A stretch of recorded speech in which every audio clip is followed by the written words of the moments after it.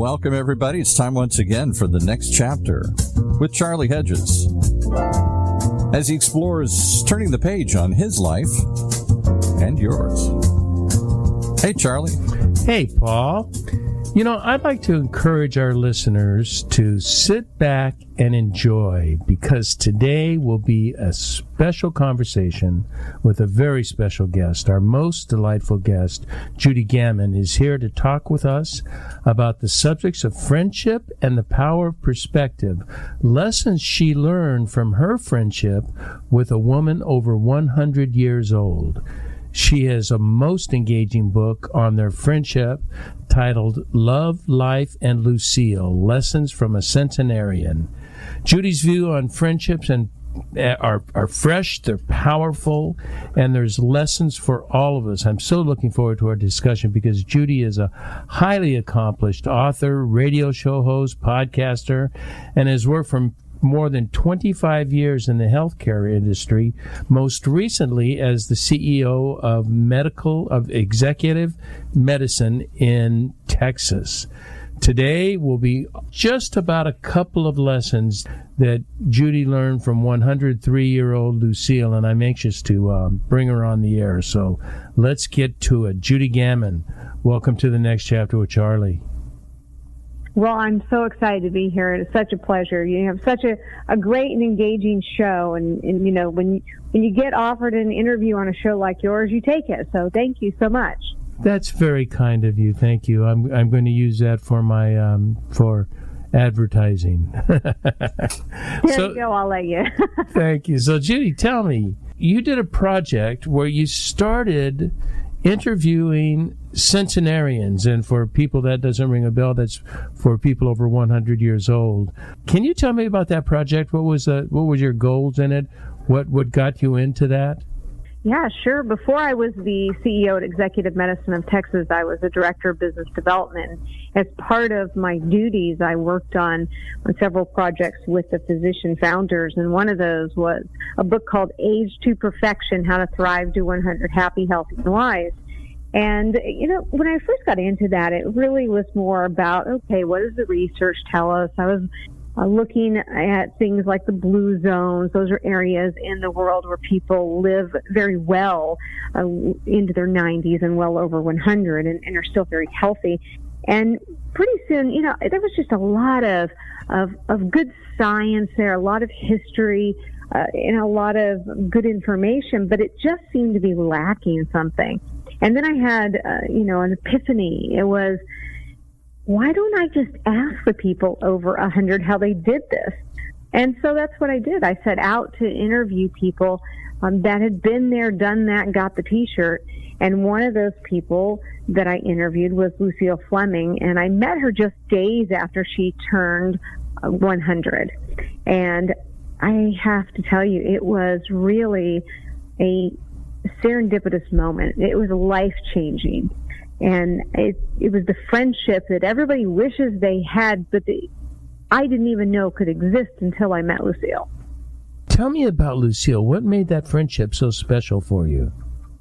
I think when you meet somebody that you are just so interested in their life, and they're interested in your life, and you're interested in doing life together, and you see value in spending time with them, it's really easy to be friends because you just see an innate value in each other. And I think that was it with Lucille. I mean, she was such a character. Everywhere we went, and we hung out for almost 4 years, and everywhere we went, she lit up the room. People had this incredible attraction to her. And it wasn't because she looked old. It was because she just put off this wonderful energy of just being positive and vibrant, and the way she walked with her shoulders back, and it was like something you just hadn't ever seen before. And you could feel the positiveness, just feel it when she entered the room. That's incredible. You know, you have said that centenarians have told you that generally agree that friendships are one of the most important keys to a long life. I find that very interesting, especially since I'm an introvert. It kind of scares me a bit. So tell me what is it about friendships and long life? Well, when I was working on the Aims to Perfection book, and I asked these people over 100, give me your top 10 across the board. Have a lot of friends was on it. The really unique part of that is I also went into a classroom of grade school kids and asked them, what do you think it would take to live to be 100? And on their list across the board was, you got to have a lot of friends. And so I think we know that. We're born knowing the importance of friendship. But somewhere along the line, we get busy and things happen in our life, and maybe we have kids or we're tied to our career, whatever is happening. We don't really focus on making sure that we have friends, that we're maintaining our friendships. That means being a good friend and also letting other people be a good friend to you. And part of what we really need to fix in our society is that friendship has taken on a whole new meaning. And it's an empty meaning. We look at social media, we look at some of the ways we describe a friend, and I can't say this enough. A friend isn't somebody who just gives you a thumbs up or a heart on something you put on social media. And I don't discount that is a good way to stay connected with some of your acquaintances. But the friends are the people that you do life with.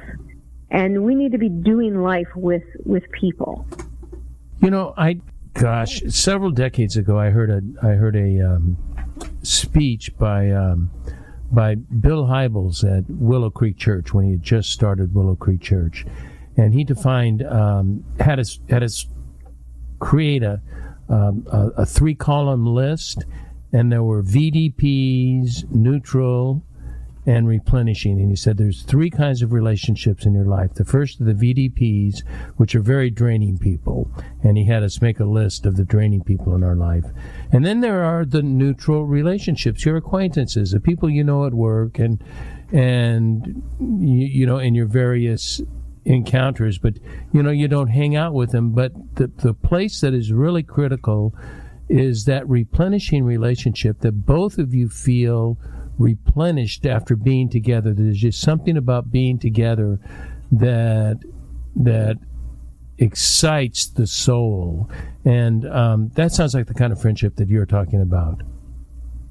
Absolutely. And I love what you just said, and I love that he was teaching that. I've never heard that concept before. I'm making that list and really columnizing where people fit into your life. Wow, that is so powerful. People should be doing this, because sometimes we get really in almost a codependent relationship with those same people that drain our life. Oh my, yeah. And it just takes you down this road where you can't figure out, why am I depressed? Everything in my life is great, but I just feel so depressed and so exhausted. And if you look at kind of what you described, I bet if people are feeling depressed or sad or drained, or they've gotten their joy is gone, they've gotten to a point where they just can't really see life the way they used to, I bet anything, if they did what you just said, they'd go in that VDP column and they'd realize they have too many people in that column, or they spend too much time with people in that column. Yes. I just love what you said. I just think that's spot on for today's conversation. When I did that, what was interesting, and that was back in the 80s, and for about half a decade in the 80s, I was a minister at a large church, like 15,000 people, and my ministry was for single adults in their 30s, and they were kind of depressed because they weren't married, so there was just a boatload of VDPs and a handful of acquaintances, and apart from my wife, I had not one replenishing relationship. And there was a guy that I knew that was similar to me. We thought similarly. We kind of were in the same vein, and both of us kind of rebellious people. And Judy, it's embarrassing to admit it, But I took him to lunch and asked him if he wanted to be a friend. Do you want to try this out? It was like asking a guy out on a date, saying, do you want to be my best friend? Not saying, let's just check it out and see what happens. Well, here we are. That was in 87 or so. So, we're looking at, I can't count the years. What is that? 30 years, 35 years, something like that. Too many, right? Yeah, it's a lot of years, and we're still best friends. But it took a conscious choice. It took an effort, and I want to talk about that later in the show. But I think. Do you think our trouble with friendships, the problems we have with friendships, are cultural? Do you think it's more of an American phenomenon than it is a phenomenon worldwide? I think it's very much an American problem, but I also do think it's worldwide. Yeah. It's just spreading. It's interesting how you described how you kind of felt weird saying, "Hey, you want to be my friend?" Yeah, Similar thing when I met Lucille, I'd interviewed her, and then I'd asked to go back. I just wanted to spend more time with her. I asked to go back to ask her a few more questions, and I write about this in the book, and I get there, and pretty soon it's very obvious that I didn't have any questions. I didn't prepare anything. And she reached across the table, and she put her hand on my arm, and she said, Judy, you don't have to have a reason to come visit me. That was such a powerful statement. I'll never forget it.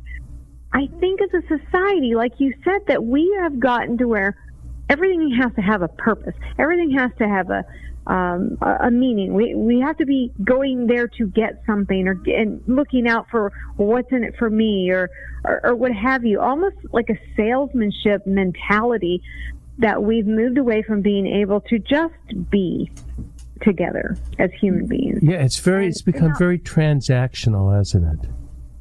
It has. That's exactly it. Transactional. That's exactly what it's become. That's too bad. I think my wife and I have to admit, are very poor at, we have friends, but we don't get together regularly with friends. That's just because we're, like everybody else in our sort of culture group are so, we're working, we're invested in different projects, and we just don't have time, and then we're too tired. And I think, maybe that's why these retirement facilities are being so popular, because it gives people an opportunity to make friends, spend time with people, rather than being all alone in their house, just seeing their kids on occasion. There's an interesting thing that goes along with what you're saying that we saw during the pandemic, and that is people who had moved into these retirement communities or independent living centers where they had their own apartment. They could either, eat in their own kitchen, or they could go down and have meals with people, but they had activities to go to. Soon as we started putting them behind the closed doors and saying, okay, you can't come out, you can't hang out, we got to all stay separated, we saw a massive amount of people move from an independent living situation where they were thriving to suddenly needing assisted living or going to nursing homes. Part of that, and a lot of that, goes along with the failure to thrive theory. If you look back at the research about those Romanian orphanages where they had these babies and they weren't growing, they weren't developing, they were feeding them, they were doing everything, and then somebody got this great idea and said, maybe we should touch them and pick them up, and maybe that's the problem, is we're not holding them, and there was no human connection. Soon as they started picking the babies up, rocking them, holding them, talking to them, the babies started thriving. They started gaining weight. They got stronger. They hit the milestones that they should have been hitting. I believe that is important at any age. And that's why shut-ins, even before the pandemic, had really low health rates. Their health would deteriorate so quickly as opposed to people who had friends, like we were talking about, or who were in social situations or had hobbies and were exposed to family members. The grandkids come over. The more we can interact as a society, the healthier we will be. They did some studies during the pandemic as well on how the brain interprets people like via Zoom and what lights up in the brain when we're only looking at 2D images. It's very, very different inside the brain, what's going on, versus when you're in a space with somebody and you're interacting with them and there's a 3D picture of them, so to speak, or they're there, you're seeing them visually in 3D, and they're in your space, meaning they're within 6 feet of you.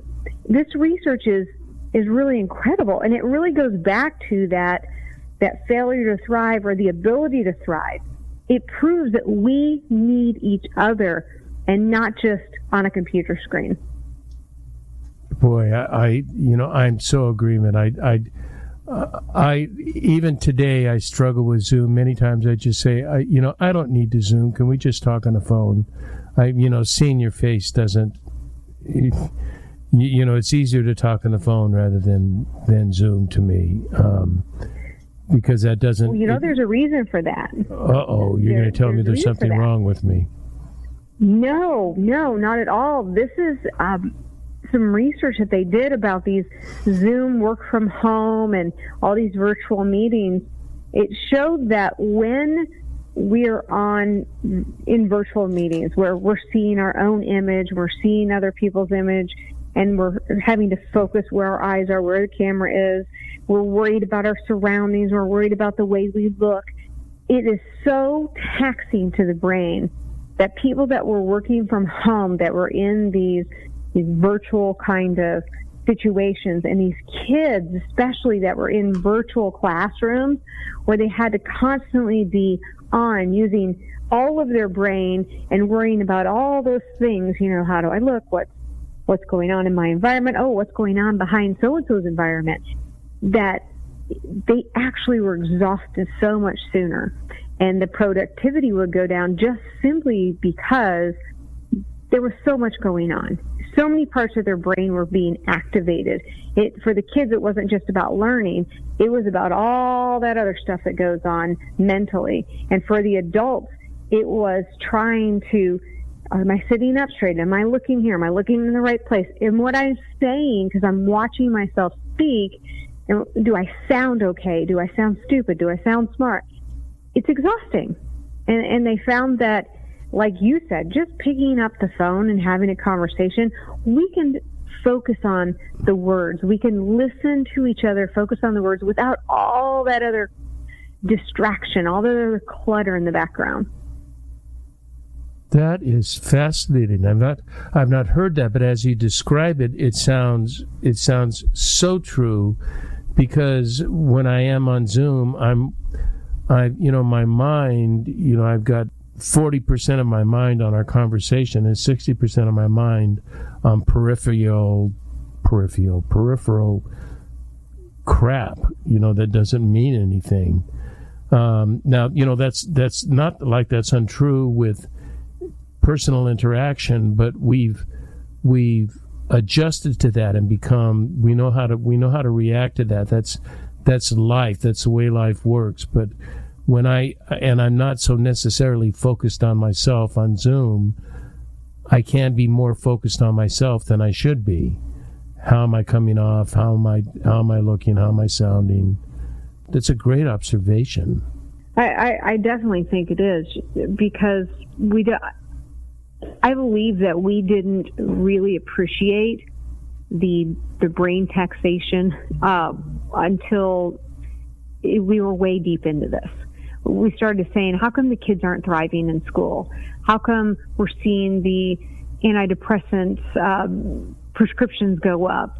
Why are we seeing people not wanting to work and having trouble going back into the office?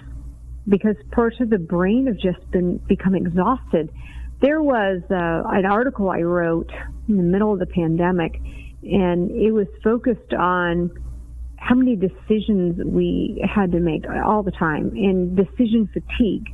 And even working from home created new problems with decision fatigue. Because not decisions to what? I'm not catching it.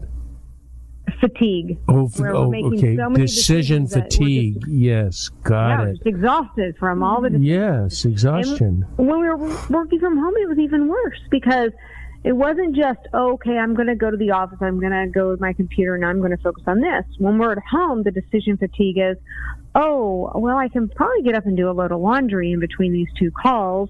Oh, I need to go feed the animal. Maybe this is a good time to go for a walk. Oh, I really want to watch this show. It comes on at 3. And all of a sudden, we're out of our element of just being highly focused on the task at hand so that later we can enjoy all those non-work things, and we're having to make decision on things that we don't even realize we're making decisions on. And you said you wrote on that? Is that what you said you wrote on? I did. I wrote an article called Decision Fatigue.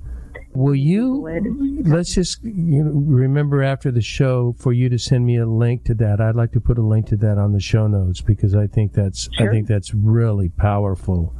I want to move a little bit, but I'm still on friendships. But I do have something that you had brought up in our conversation, and everybody knows that I have a pre-conversation with my guests, and after our conversation, I was thinking about it, and it seems to me that maybe I don't know if it's always been this way or if this is a new thing, but this is a problematic thing, and that is we become very tribal in our gathering of friends, and that we tend only to associate with people like ourselves, with our same values, our same views of life, and I fear that limits our thinking to a very narrow worldview, and I have a feeling you agree with that you kind of led me down that path.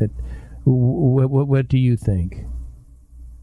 I absolutely couldn't agree more with you.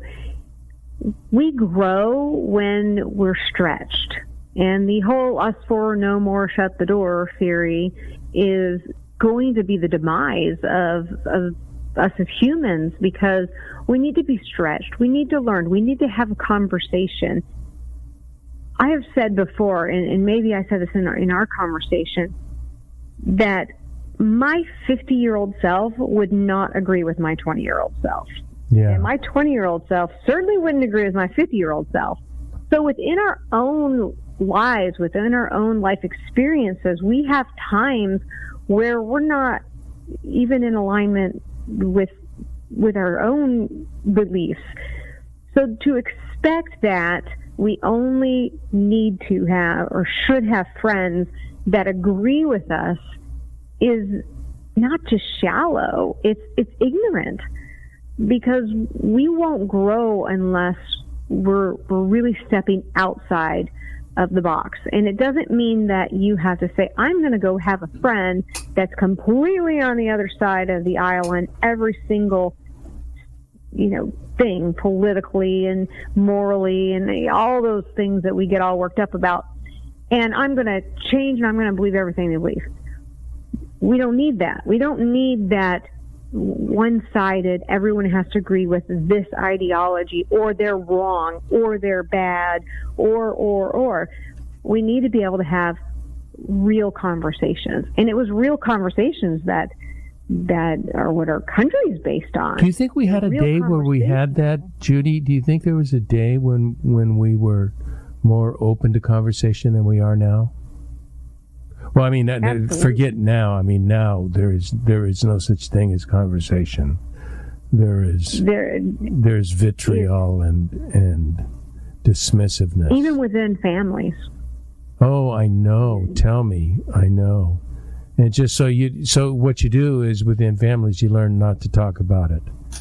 But I'm one of those strange people that I want to know both sides. So I jokingly say I subscribe to the conservative rag, the National Review, and the commie rag, the Atlantic magazine, and I read both of them. But they're completely opposite points of view, but I get an idea of at least where others are coming from, because I really don't fit in either place. I fit in both places. I'm an issue-oriented more than a party-oriented person. But it's nice to know the arguments of somebody that disagrees with me. And many times, you said my 50-year-old self doesn't agree with my 20-year-old self. Well, myself today quite often doesn't agree with myself of 2 months ago. If I get more data, then I'm going to change my mind. Yes, and that's the hallmark of a mature individual. And I don't mean by age. I'm not calling you old. I'm referring to emotional intelligence. Having emotional intelligence is allowing yourself to see all sides of an issue and come to a conclusion that's your conclusion. It isn't a conclusion that you're parroting somebody else, that you're just jumping in on someone else's words and opinions. And really, I believe that we've stepped away from allowing ourselves to have individual opinions. It's not about taking sides. It's about forming an individual opinion. And if we can get back to fact-based, just give me the facts, give me both sides of the story, then let me form my own opinion. And it doesn't mean that everybody has to agree with me, that my opinion, just because it's my opinion, doesn't mean that, I have to hold anger if somebody doesn't agree with me. Well, I'll tell you what I'm going to do, Judy, is I want to take a break because I want to go to Lucille Taught You lessons about the power of perspective, and those are the two things I wanted to talk about in our show was friendship, that I think we've covered pretty well, and I want to talk about the power of perspective, which I think I'm going to like even more. But let's take a break and then we will come right to that. Is that okay? Sounds like a plan. Okay.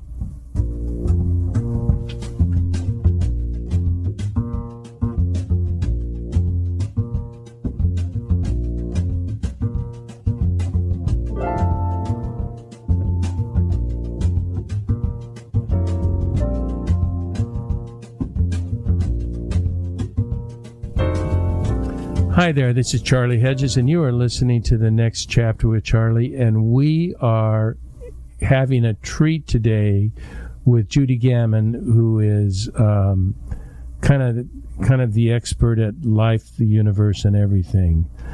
And she spent a lot of time with centenarians, with people over 100, and learned many things of life. Now, we just covered in the first half of the show, we discussed friendships. But Lucille, Judy's special centenarian friend, who died, 4 days before she turned 104? Yeah, just 2 weeks shy of her 104th birthday. 2 weeks before her 104th birthday. But she also caused you to think more about the power of perspective.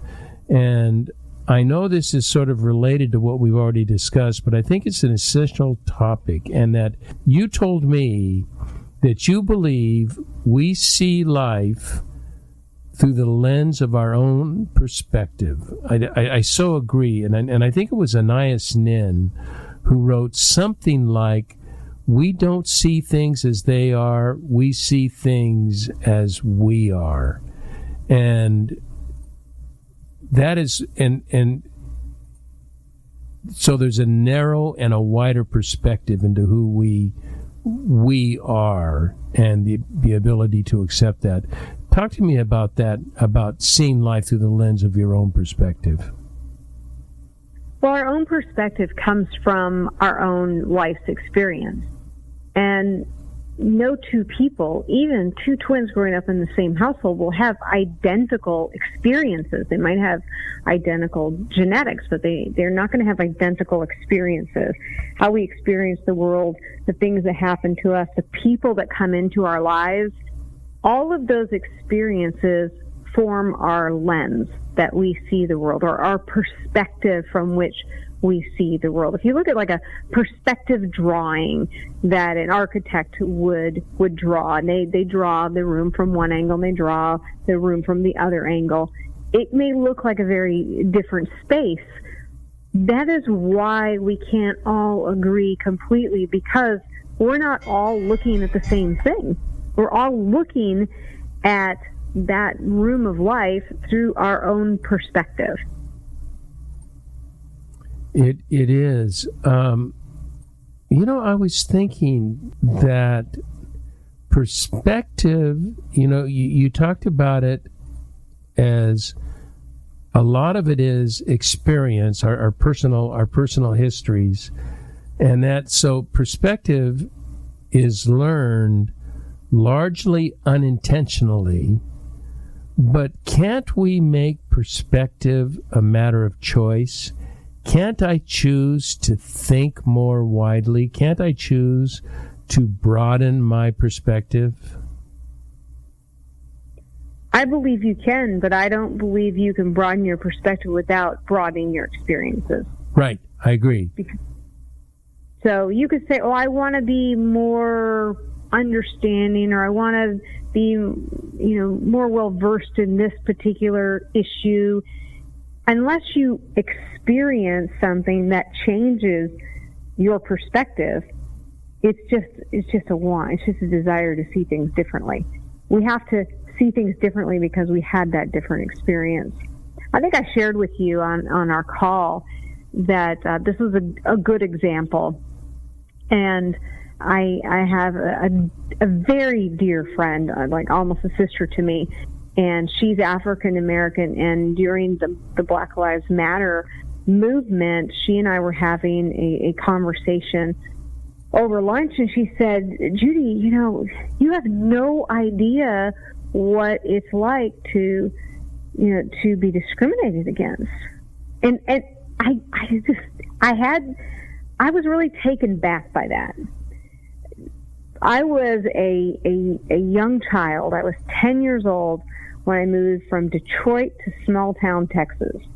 And I had a teacher who was, she was silver haired. She had to have been pushing 80, who was very unhappy that I was a Yankee with a U-Haul, her words exactly. And I read about that experience. I read about that experience in the book, Love, Life, and Lucille, and how that kind of framed my life. But then later in life, now it's no secret that people who know me really well know I'm okay with sharing my height. I'm only 5 foot on my driver's license. I fudge that inch. So being of short stature has brought on some unique things as an adult. Now, my mother, who has recently passed away, never told me I was short.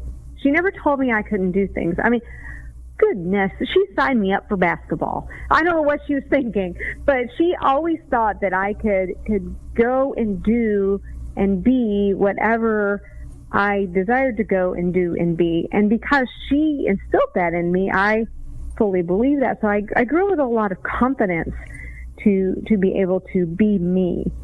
And I was sitting in a meeting, a very important meeting, a long boardroom table, with me with some engineers and architects, and one of the gentlemen was late. And it was a bit of a heated discussion. I had to bring up some topics and tell him I was pretty disappointed at some things that had gone on and things we need to fix. And halfway through this very large gentleman comes in. He's tall in stature, broad shoulders, sits down. And by the end, about an hour later, things got fixed. I got what I needed to get out of the meeting, and we all came to an understanding. But afterwards, I stood up, and I was shaking hands. And the gentleman who entered late walked over to me, patted me on the head, and said, literally patted me on the head like a child. Oh, said, no. Well, had I known you were so small, I certainly wouldn't have been, so short, I certainly wouldn't have been so intimidated by you. Now, it was the first time anybody called me short, like in like a bad way. Like I took it as a bad way. I know in our exchange before, you thought, maybe that wasn't such a bad thing. Maybe there's more of that conversation that that maybe I filtered out simply because I couldn't believe those pats on the head. Well, that is a pretty demeaning thing, to pat you on the head. Wasn't that was cute? Yeah, nice job, honey. but I think in our own experiences, we have had these ways of being discriminated against, these ways of being feeling less than, and they look different for everybody. And sometimes that's because people have had a parent that has put them down, or a teacher that has put them down, or they just never felt that they themselves had enough confidence in themselves. So there's a lot of things that we all deal with. And don't ever discount, just like I couldn't discount my friend's experience, don't ever discount your own or other people's experiences, because you haven't walked in the shoes, you haven't lived through their lens, you haven't seen the world through their perspective. Be very mindful of that, and I think that'll go a long way in the business world, in your friendships, in your family, all of those places. Yeah, you're alluding to something that is so right, and that is so common, and that is the negative voice that we have, that perspective that we are somehow less than, and it just impacts the way that we view life, that we see life. Something that I was talking about making. Because I'm really big into choice, Judy. I think a lot of life is, not all of it, but a lot of life is choice. That we can make choices that are good choices that can help us, and I think perspective can be a matter of choice. And one of the things that I am, as my listeners know, I'm very deeply into late medieval Christian mysticism. So it's it's 1000 AD to 1500. 1500 AD, or I guess they call it BCE. No, they call it CE, the Common Era. But there's something about perspective and self-reflection, silence, that's an unknown activity in our culture, and that is that time of silence, contemplation, reflection, and just self-reflection. What are my thoughts on something? What do I believe? Or journaling. We can do life. We can let life do us, or we can do life. And I think self-reflection and making these choices are that we're doing life rather than allowing life to do us. Do you have any thoughts on that? Well, there's a phrase that I hear a lot and use a lot, and that is free agency. We have the ability to make our own choices, which also means that we live with our own consequences from those choices. I think that's important. One thing you said about being in silence and the importance of silence is, in today's world, we almost view silence as uncomfortable. Not almost. It's not. We do view it as uncomfortable. It's uncomfortable. We're used to the dings of the phone and the constant interruptions, and everywhere we turn, we've got an email going off, or a phone's going off, or breaking news. By the way, everything's breaking news these days. I remember when it would say breaking news, and everyone would rush around the television because something really big has happened. But now we're almost to the point where we don't even get adrenaline rushes anymore, because everything is always an emergency. And it's all about gaining and keeping our attention on whoever or whatever these forces are that want our attention, whether it's media or it's marketing or what have you. The functional MRI has really revolutionized things that we know about the brain. And what we now know about the brain is, when we are in prayer or meditation, there are parts of the brain that light up that don't light up any other time. Really? Except when you're in prayer or you're in meditation. So there is so much to be said about just being still and having, whether that's a conversation with God or your own thoughts, allowing your own thoughts to kind of interrupt your life. It used to be that life interrupted your thoughts, and we've somewhere along the line reversed that, and we need to get away from it being so uncomfortable to be silent. We need to welcome the silence. And even in the scripture it says, be still and know that I am. Well, be still. That's the important part. Be still. How hard is it for us to be still? It's something we don't want to do, or we feel unproductive. So maybe the uncomfortableness is, if I'm not doing something, I'm not worth whatever, because I'm not producing whatever. That's so well said. Thank you. As we kind of look at our lives, and I really want to challenge all of your listeners, as you look at your life, at the end of the day, think about how much time did you have that you weren't listening to somebody else's ideas, or getting on your phone, or getting on Wordle, or whatever it is that we all do these days, but you were just quiet. And if you find that this time doesn't exist, or maybe there wasn't any, or maybe there was once a week, start doing things like you mentioned, journaling. Journaling's huge. It's so important. It's the brain dump, which allows people to sleep at night. And start journaling, whether that's journaling your thoughts, journaling, or just rambling journaling, just whatever's coming to your mind, just ramble it out, and it will turn into something. It's a strange process. It is a very good process. We tell our patients at Executive Medicine of Texas, we see a lot of executives, people that are traveling a lot because of work, or they're just bogged down with a lot of stressors. Sometimes they own their own businesses, and we really encourage them to journal, or prayer journal, or whatever they want to call it, before they go to bed. Sure. Because if you get it out of your brain, you're gonna sleep better. Your brain's gonna let you sleep. Yes. Okay, look, we're nearing time, but I am dying to ask you a question. So it's related to friendships and perspective. But you said something as a medical expert.